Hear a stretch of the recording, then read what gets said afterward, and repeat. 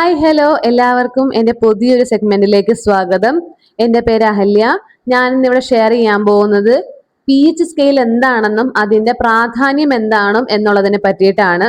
അപ്പോൾ വീഡിയോ ഇഷ്ടമായാൽ ലൈക്ക് ചെയ്യാനും ഷെയർ ചെയ്യാനും കമന്റ് ചെയ്യാനും സബ്സ്ക്രൈബ് ചെയ്യാനും മറന്നു പോകരുത്. അപ്പൊ നമുക്ക് ഒട്ടും വൈകിപ്പിക്കണ്ട, നമുക്ക് നേരെ വീഡിയോയിലേക്ക് പോകാം. അപ്പൊ ആദ്യം തന്നെ നമുക്ക് പി എച്ച് എന്താണ് അല്ലെങ്കിൽ പി എച്ച് സ്കെയിൽ എന്താണ് എന്നുള്ളതിനെ പറ്റി പറയാം. അപ്പൊ പി എച്ച് സ്കെയിൽ എന്ന് പറഞ്ഞിട്ടുണ്ടെങ്കിൽ നമ്മൾ കൊച്ചുനാളിലെ തൊട്ട് സയൻസിൽ മെയിൻ ആയിട്ട് കെമിസ്ട്രി വിഭാഗത്തിൽ നമ്മൾ ഏറ്റവും കൂടുതൽ പഠിക്കുന്ന ഒരു വിഷയമാണ് പി എച്ച് എന്താണ്, പി എച്ച് വാല്യൂ, അതേപോലെ തന്നെ പി എച്ച് എങ്ങനെയാണ് കൺസിഡർ ചെയ്യുന്നത് എന്നൊക്കെയുള്ള കാര്യങ്ങളൊക്കെ നമ്മൾ സയൻസിൽ കൊച്ചു ക്ലാസ്സിൽ നമ്മൾ പഠിക്കുന്നതാണ്. മാത്രമല്ല നമ്മൾ ലാബിൽ പോയി ടെസ്റ്റ് ചെയ്ത് പി എച്ചിന്റെ ഒരു പേപ്പർ ഉണ്ട്, ഒരു മഞ്ഞ കളറിലുള്ള ഒരു യെല്ലോയിഷ് കളറിലുള്ള ഒരു പേപ്പർ ഉണ്ട് ചെറുത്. ആ ഒരു പേപ്പർ നമ്മൾ ആ സബ്സ്റ്റൻസിലേക്ക് മുക്കി അതിന്റെ കളർ ചേഞ്ച് അനുസരിച്ചിട്ട് ഇതിനൊരു സ്കെയിൽ ഉണ്ട്.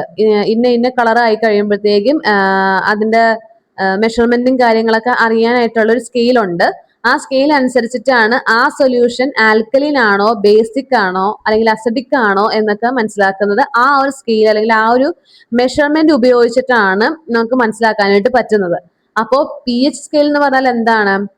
തന്നിരിക്കുന്ന സബ്സ്റ്റൻസ് ആൽക്കലിൻ അല്ലെങ്കിൽ അസിഡിക്കോ അല്ലെങ്കിൽ ബേസിക്കോ അറിയാൻ വേണ്ടിയിട്ട് നമ്മൾ ഉപയോഗിക്കുന്ന ഒരു മെത്തേഡ്, ഒരു സ്കെയിലാണ് എന്തെന്ന് പറയുന്നത്, പി എച്ച് സ്കെയിൽ എന്ന് പറയുന്നത്. അപ്പോൾ ഞാൻ അടുത്തതായിട്ട് പറയാൻ പോകുന്നത് ഇതിനൊരു പി എച്ച് മെഷർമെന്റ് ഉണ്ട്. അപ്പൊ ആ മെഷർമെന്റ് എന്തൊക്കെയാണ്, ഏതൊക്കെ വാല്യൂ ഏതിനൊക്കെയാണ് പറയുന്നത് എന്നുള്ളതാണ് ഞാൻ ഇപ്പൊ പറയാൻ പോകുന്നത്. അപ്പൊ ഫസ്റ്റ് വൺ, ശരിക്കും പറഞ്ഞാൽ ഇതിന്റെ പി എച്ച് വാല്യൂ 0 to 14 വരെയാണ് പി എച്ച് വാല്യൂ ഉള്ളത്. 0 to 6 എന്ന് പറയുന്നത് അസിഡിക് ആണ്.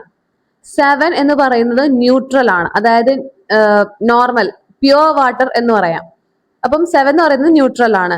8 to 40 എന്ന് പറഞ്ഞു കഴിഞ്ഞാല് ബേസിക് അല്ലെങ്കിൽ ആൽക്കലീൻ എന്ന് പറയും.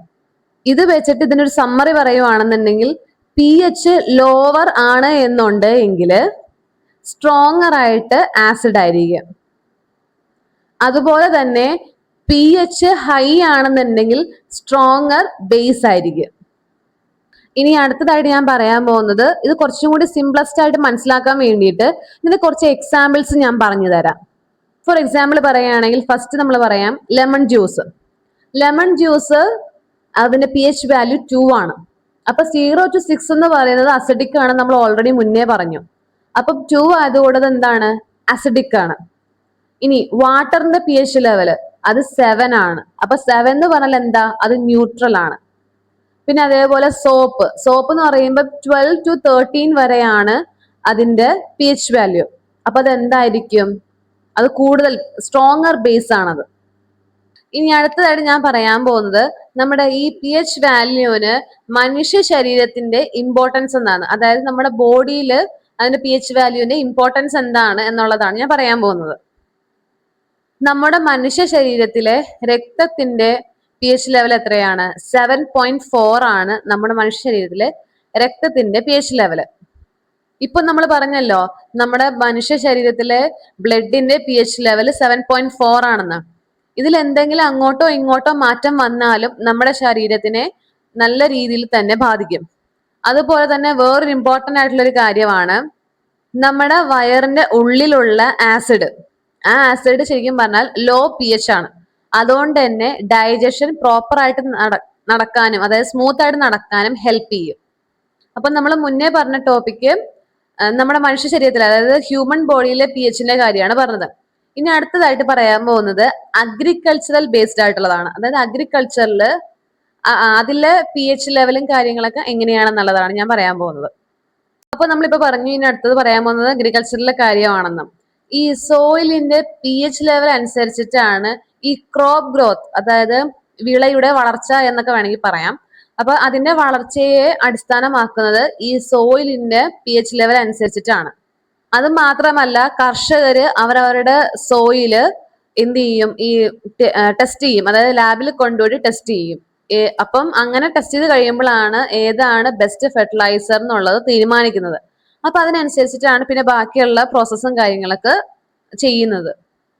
ഇനി സോയിലിന്റെ പി എച്ച് എന്താന്ന് പറഞ്ഞു കഴിഞ്ഞാൽ 6 to 7.5, 6 മുതൽ 7.5 വരെയാണ് സോയിലിന്റെ ബെസ്റ്റ് ആയിട്ടുള്ള പി എച്ച് വാല്യൂ.